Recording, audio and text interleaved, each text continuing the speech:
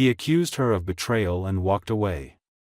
Now she's raising his identical daughters, and he wants them back. Andrew Colton sat in his glass-walled office on the 47th floor, surrounded by silence and skyline, a king in a tower of steel. The city stretched endlessly below, a reflection of the empire he had built through tireless ambition, brutal decisions, and sacrifices no one would ever fully understand. His hair was neatly combed back, a deep espresso shade that caught the morning light, and his pale blue eyes remained coldly focused on the investor reports in front of him.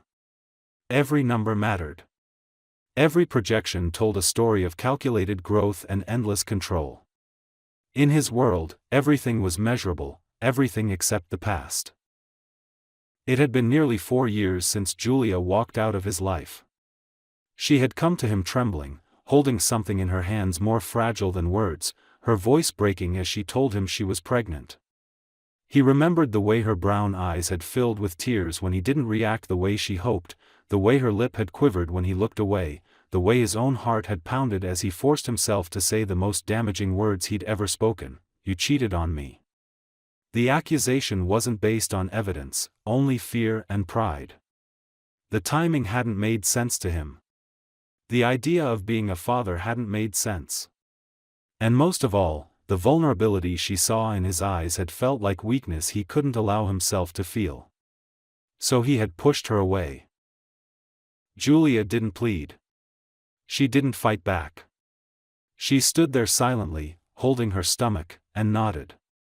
That hurt him more than anything else, the quiet acceptance in her eyes, the way she turned and walked out without another word. She vanished after that. No phone calls. No emails. Nothing. As if she'd never existed at all. But she had. And she had taken something with her, something Andrew never let himself name. Now, years later, he still didn't know what had driven her to disappear so completely. His legal team couldn't find her. Private investigators came up short. There were no medical records under her name. No birth certificate. No trail. It was as if the earth had swallowed her whole. He told himself he didn't care. Told himself it was better this way. That she had made her choice and he had made his. But late at night, when the noise of the world faded and the city's heartbeat slowed, he would lie awake and see her eyes in the dark. And the silence would taunt him. He didn't know that on the other side of the city, in a modest apartment above a laundromat, Julia Bennett was sitting at her kitchen table with a steaming cup of tea, watching 3 little girls color quietly at her feet. Their hair was the same dark brown as his. Their eyes, a piercing, unmistakable blue. They were 3 years old now, triplets. Identical. Beautiful. Brilliant. She had named them Charlotte, Claire, and Celia. Her little C's. The miracle she had raised alone, through sleepless nights and terrifying fevers, through whispered lullabies and laughter so sweet it almost broke her. She had never asked him for anything. Not support. Not recognition. Not even a name on a birth certificate. All she had ever wanted was peace. She still remembered the look on his face when he called her a liar. The betrayal, the disbelief. And though it had shattered her heart in that moment, she had known that trying to convince him would only humiliate her further. So she had walked away, not because she didn't love him, but because she loved herself and her children more. She had chosen a quieter life, a life of sacrifice and solitude, but one that gave her the ability to protect them from the chaos of a man who had never learned to love without fear. Andrew didn't know any of this. He didn't know that Julia sometimes stood outside the headquarters of his company just to look up at the building, wondering if he ever thought of them. He didn't know that Charlotte had memorized the pattern of the stars just like he had once told her mother he did as a child. He didn't know that Claire sometimes talked to her reflection and gave fierce little speeches like a tiny CEO. Or that Celia had his quiet, watchful gaze and a way of reading people that scared even Julia sometimes. They were his in every way, and yet he had never met them. What Andrew did know, though he never said it out loud, was that something in his life was deeply, unshakably missing. It wasn't money. It wasn't status. It wasn't success. He had built a fortress and still felt the cold. And that morning, for reasons he couldn't explain, he paused over a forgotten email in an old folder, one that had Julia's name in the subject line. He hadn't opened it when she sent it. He had been too angry. Too sure. But now, his fingers hovered over the mouse, and the ache in his chest told him that whatever was inside could either destroy him, or bring back the part of himself he had lost the day she walked away. Julia had never intended to raise 3 daughters alone, but when the silence from Andrew became permanent, she understood she had no choice. Her pregnancy had not been easy. From the beginning, the weight of carrying triplets strained her body, her finances, and most painfully, her heart. She had gone to every appointment by herself, sat through every scan with no hand to hold, and endured the looks of strangers who assumed she was just another single mother with no story worth hearing. But she carried on, not because she felt strong, but because she knew these girls deserved a mother who wouldn't give up on them, even when their father already had. She delivered alone on a cold February morning. The delivery room was dim, the nurses efficient but distant. Julia didn't cry when the babies were born, she was too exhausted, too stunned by the sudden flood of emotion and pain. But when they placed the first girl in her arms and she opened her eyes, those deep, unmistakable blue eyes, Julia felt something shift inside her. And when the second and third followed, each one a mirror of the man who had denied them, her breath caught in her throat. She couldn't believe how much they looked like Andrew. She couldn't believe he would never see it. The first few months were a blur of sleepless nights and quiet sobbing over bottles at 3 a.m. She would sit in the small nursery she had painted herself and whisper apologies to her daughters for giving them a father who didn't want them. She never badmouthed Andrew, not even once, but the hurt lived beneath her skin like a wound that refused to heal. Sometimes she would draft messages to him, updates about milestones, photos of the girls smiling or asleep in matching onesies, but she never sent them. What would be the point? He had made his decision. As the girls grew, their personalities bloomed in different directions, though their faces remained eerily alike. Charlotte was headstrong, with a fiery temper and a sense of justice that made her leap to defend her sisters even over the smallest arguments. Claire was curious, constantly asking questions, always eager to know how things worked, often tinkering with toys just to take them apart. And Celia was the quiet one, always watching, always listening, always knowing far more than she said. She would sit on Julia's lap and stare at her face like she was trying to understand the sadness behind her mother's smile. Despite the struggle, Julia built a life. She worked as a freelance designer, taking jobs that allowed her to stay home. She bartered babysitting hours with other single mothers in the building, cooked meals in bulk, and learned how to stretch every dollar. Her life was not easy, but it was filled with small joys, the sound of the girls laughing together, the feeling of their arms wrapping around her waist, the quiet moments after bedtime when the apartment was finally still and she could sit with a cup of tea and remember who she had once been. There were nights when she let herself wonder what it would have been like if Andrew had stayed. If he had shown up at the hospital. If he had looked into their daughters' faces and seen himself. Would he have changed? Could he have loved them? But those thoughts never lasted long. They were too dangerous. Because if she believed in that version of him, she would start to miss him. And if she missed him, she might hope. And hope, for her, was a kind of poison. What she didn't know was that Andrew, in his penthouse far above the world she now occupied, had finally opened that long-forgotten email. It had been sent the day she gave birth. In it, she had written only one line, "They're here." Attached was a photo, grainy, dimly lit, but clear enough. 3 tiny babies swaddled in blue, lying side by side in a hospital bassinet. Their eyes closed, their cheeks pink, their expressions peaceful. And even though they were just newborns, something in them was undeniably familiar. Andrew stared at the photo for what felt like hours. He didn't know what to feel. Shame? Guilt? Regret? All three collided inside him like a violent storm. He had ignored her. Accused her.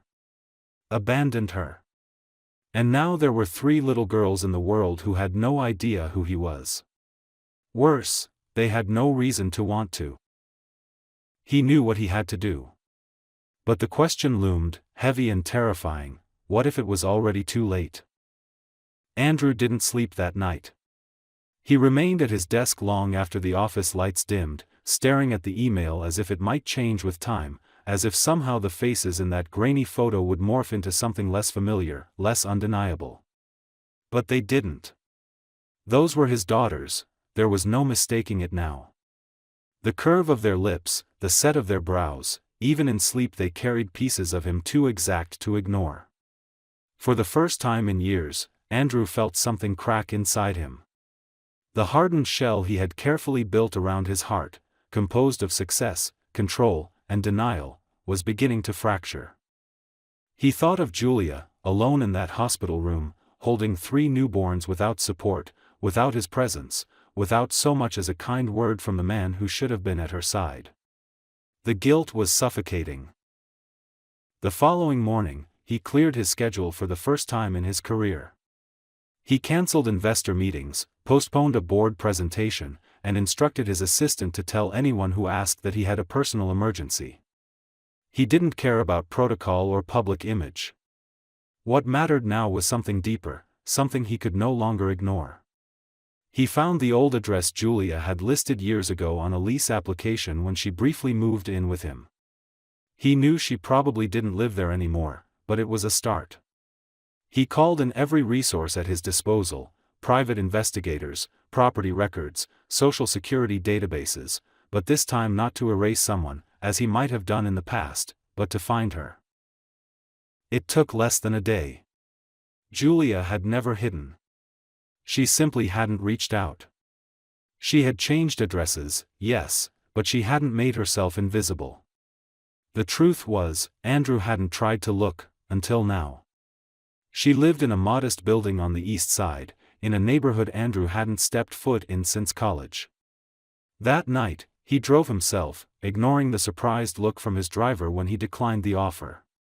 It felt important to do this on his own. The building was older, its bricks weathered and its stairwell dimly lit. He climbed 3 flights of stairs, heart thudding like a drum in his chest. When he reached her door, he hesitated. What did he think would happen? That she would open the door and forgive him immediately? That the girls would run into his arms, calling him daddy? The truth was, he didn't know what he expected. He just knew he had to try. He raised his hand and knocked. Inside, Julia had just finished reading a story to the girls. They were in their pajamas, curled up on a small, well-worn couch, listening to the rain tapping against the windows. When she heard the knock, she paused. It was late. No one ever visited unannounced, not at this hour. Her breath caught as a strange sensation stirred in her chest. She walked to the door cautiously and opened it halfway, her heart stopping when she saw him. Andrew looked older, but not in the way she remembered. His hair was shorter, his eyes more tired, his suit damp from the rain. But it was him, standing there like a ghost from a past she had buried. For a moment, neither of them spoke. Then she said, quietly, "Why are you here?" Her voice was calm, almost numb. She didn't invite him in. She didn't cry. She simply stared at him with the weight of 3 years behind her eyes. He swallowed hard, his voice barely above a whisper. "I saw them," he said. "I saw the photo. I know they're mine." Julia didn't react. Not at first. She simply nodded once, as if she had been waiting for this moment, not with hope, but with a quiet inevitability. She didn't ask how he found her. She didn't ask why now. Instead, she said, "They're asleep. You can come back in the morning." And then, just as calmly, she closed the door. Andrew stood there, stunned. But he understood. He deserved no warmth, no welcome. She had every right to protect her daughters, and herself. He walked back down the stairs with the sound of her voice echoing in his ears. It wasn't rejection. Not exactly. But it wasn't forgiveness either. It was a door barely cracked, and if he wanted to open it, he would have to prove that he was worthy. That night, Julia didn't sleep either. She sat at the kitchen table, her tea growing cold as she stared at the door. She wasn't angry. She was just tired. Tired of carrying all of it alone. And maybe, just maybe, his return wasn't a threat, but a chance. Not for them. Not yet. But for the girls. And for that, she would wait until morning. The next morning arrived quietly, with soft light creeping through the blinds and the sound of little feet padding across the apartment floor. Julia had barely slept, and yet, she was already dressed, her hair pulled back in a loose braid, her face pale but composed. The girls were finishing breakfast, oatmeal with banana slices, while giggling over a crumpled coloring book. They were blissfully unaware that the man who had haunted Julia's memories had stood outside their door the night before. She watched them with a kind of reverence, the same mix of wonder and sorrow that had filled her chest every day for the past 3 years. She didn't know how to prepare them for what might come. She didn't know if she should. At exactly 9 o'clock, there was another knock. She didn't flinch this time. She simply walked to the door and opened it. Andrew stood there again, less soaked than the night before, but no less uneasy. He was wearing a different suit, though he looked like he hadn't slept either. His eyes met hers with a question he didn't dare speak aloud. She stepped aside, saying nothing, and this time let him in. He entered cautiously, as if afraid to break something. The apartment was small but tidy, filled with signs of life and love, hand-drawn pictures taped to the fridge, a stack of bedtime books on the coffee table, 3 small backpacks hanging from hooks near the door. The air smelled faintly of cinnamon and laundry detergent. Andrew took it all in like a stranger walking through a museum of a life that could have been his. The girls were still sitting at the table. When they saw him, they froze. 3 identical pairs of piercing blue eyes looked up at the man in the doorway. For a moment, no one spoke. Then Charlotte, the boldest, tilted her head and said, "Are you Mommy's friend?"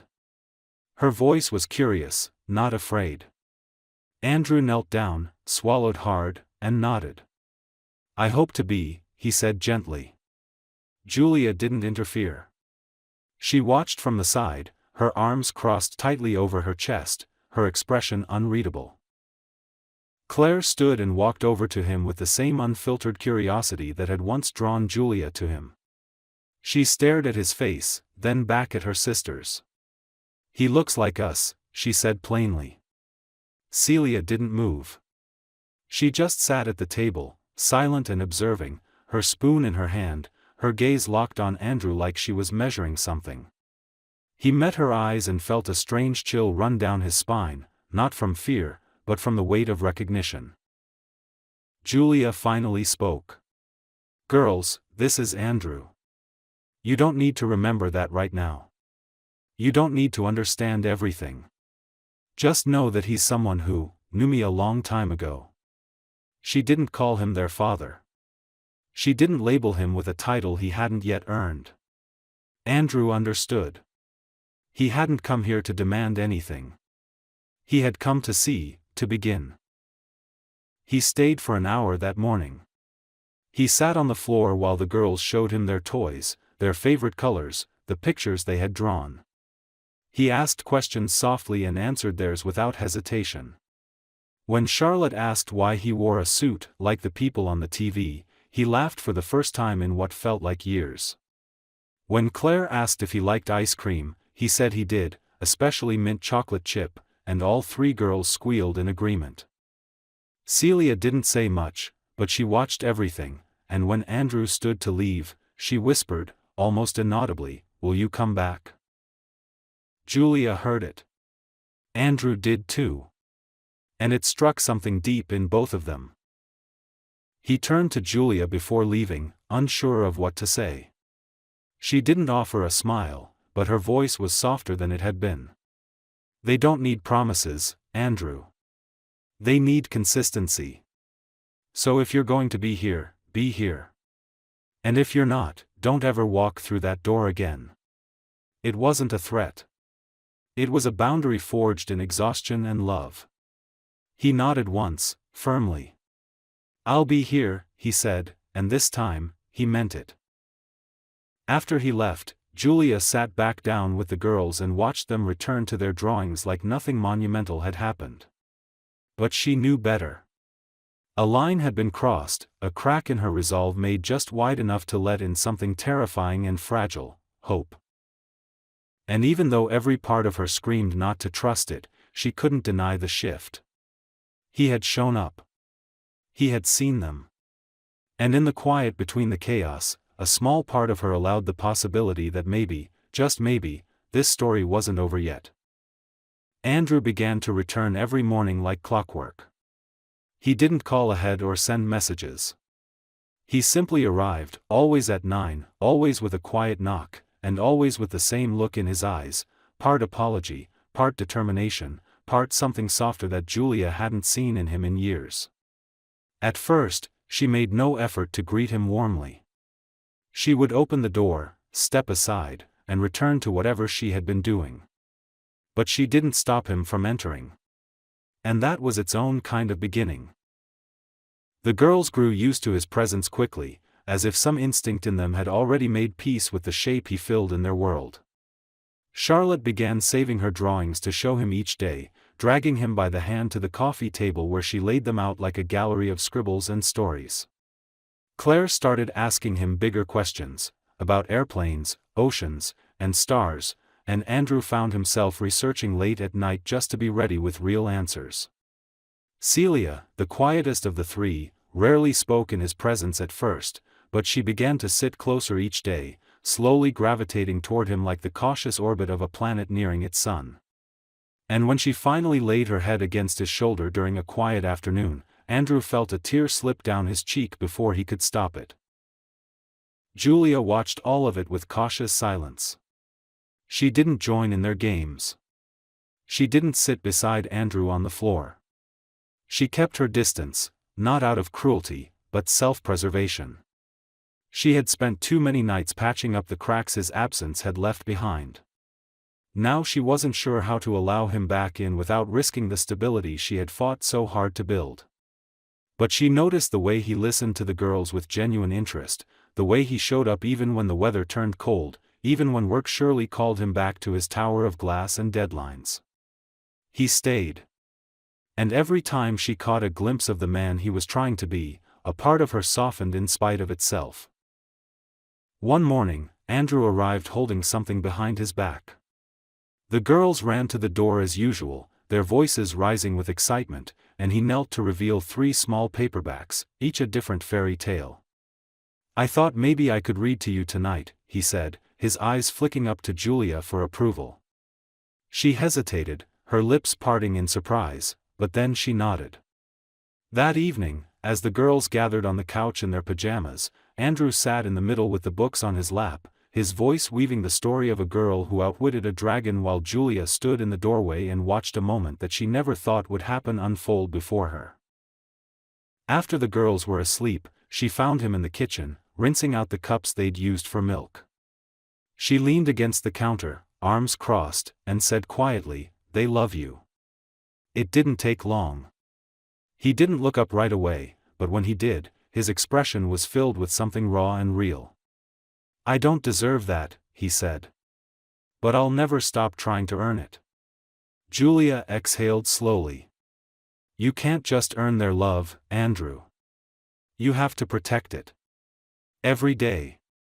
You have to show them that people don't leave just because things get hard.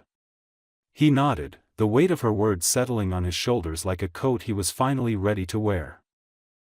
There was a pause between them, not awkward but full.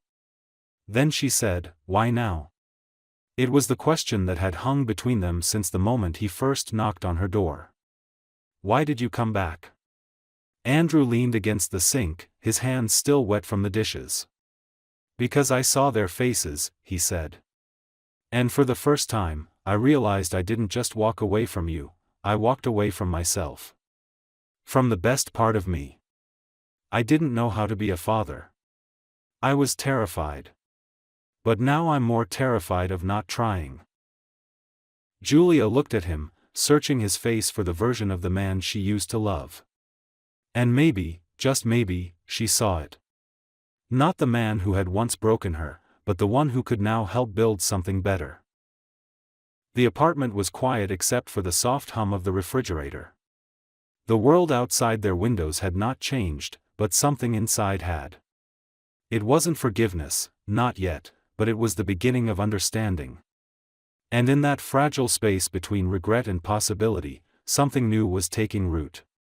Something that, if nurtured, might just grow into a future none of them had ever dared to imagine. Andrew began to stay longer each day. What started as morning visits stretched into full afternoons, and soon he was joining the girls for dinner, washing dishes side by side with Julia, and reading bedtime stories with his voice low and steady while the girls leaned against him, their eyes growing heavy. He no longer arrived in suits, but in soft sweaters and jeans, as if shedding the armor of his former life with every passing hour spent in the small apartment that now felt more like home than the penthouse he rarely visited. His phone stayed in his pocket most of the time, often forgotten, as he listened to Claire explain how she was going to build a spaceship in the living room using cardboard boxes or let Charlotte braid his hair with wild determination. Celia, now fully trusting him, would crawl into his lap with her thumb in her mouth and her favorite blanket wrapped around her tiny shoulders, content just to sit in silence with him. These small, seemingly ordinary moments had become sacred. Julia watched from the sidelines at first, cautious still, always bracing for disappointment, for a sign that this version of Andrew was temporary. She had learned to distrust good things when they came too easily. But Andrew surprised her. Again and again, he showed up. Not just physically, but emotionally. He listened when the girls cried. He wiped runny noses and sat through tantrums. He asked her if she needed anything, if she was sleeping enough, if she had eaten that day. He didn't try to insert himself where he wasn't wanted, but he was present in all the places she had carried alone for so long. The heaviness she had grown used to began to lift, bit by bit, though she never allowed herself to say it out loud. One evening, as autumn wrapped the city in early darkness and crisp air filtered through cracked windows, Andrew arrived with something unexpected. A photo album. Inside were pictures of his childhood, his parents, his awkward teenage years, and his early career, all pieces of himself he had never shared, not even when he and Julia had been together. He sat with the girls on the floor, flipping through the pages, letting them giggle at his braces and ask questions about the dog he once had. Julia stood in the doorway again, silent, her arms crossed, but something different in her posture, less guarded, more open. She saw what he was doing. He wasn't just building a relationship with them. He was offering them roots. He was placing himself into their narrative with patience and humility, and she hadn't expected that kind of vulnerability from him. Later that night, when the girls were asleep and the apartment was quiet, Julia poured 2 cups of tea and joined him on the couch. She hadn't done that before. It felt like an acknowledgement, a tiny olive branch laid gently between them.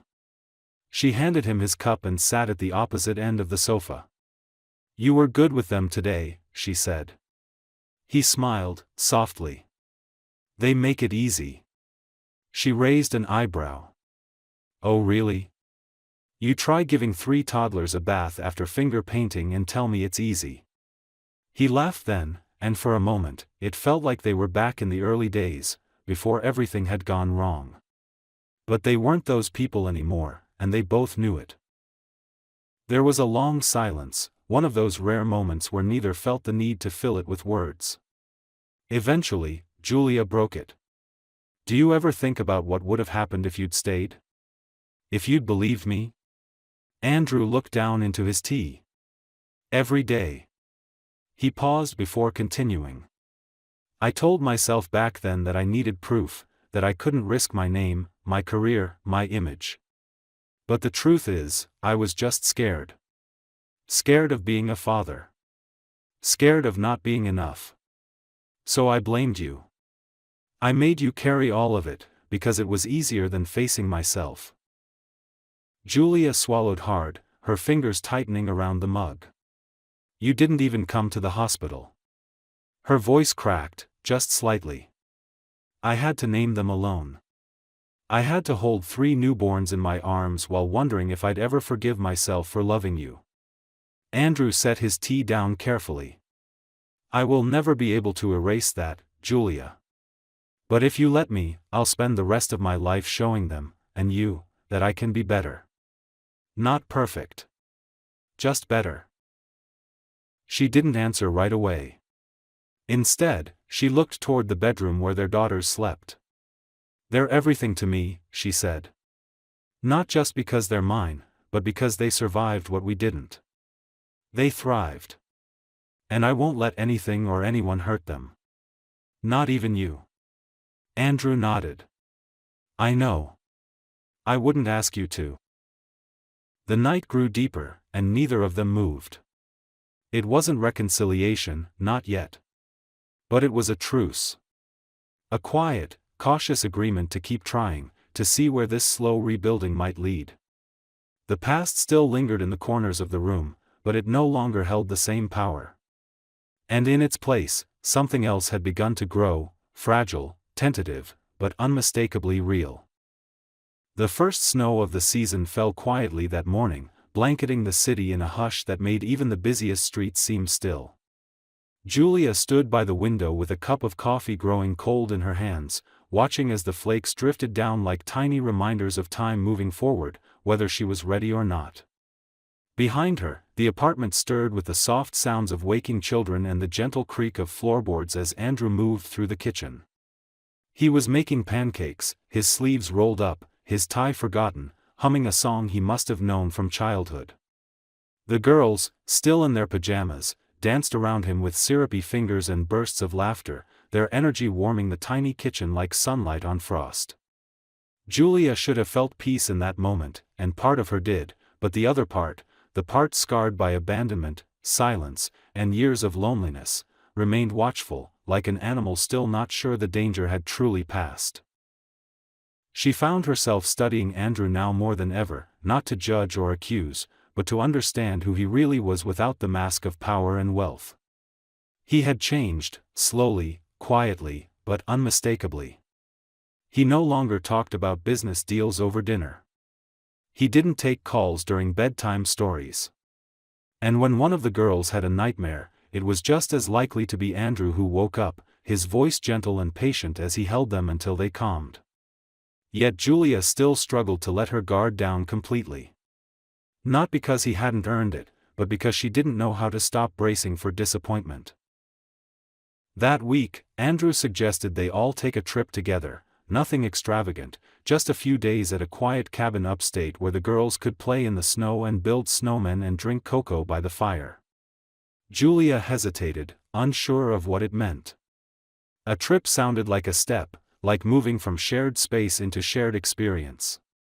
But the girls were ecstatic at the idea, and the joy in their eyes wore her down.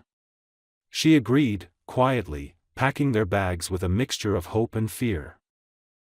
The cabin was small, nestled near a frozen lake and surrounded by towering trees that seemed to hold their breath in the cold.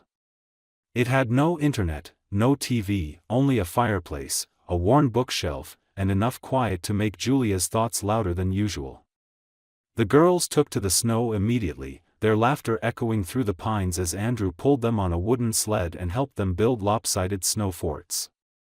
Julia watched them from the porch, her gloved hands wrapped around a thermos, her heart aching with a cocktail of gratitude and grief. She had dreamed of moments like this when they were infants, moments of family, of warmth, of safety, but back then, all she had known was survival. Now she was here, and she didn't quite know how to trust it. That evening, After the girls were asleep under heavy quilts and the fire crackled softly, Andrew poured them each a glass of wine and they sat together in the dim glow of the cabin. There was no city noise, no interruptions. Only the occasional howl of wind outside and the steady rhythm of logs shifting in the hearth.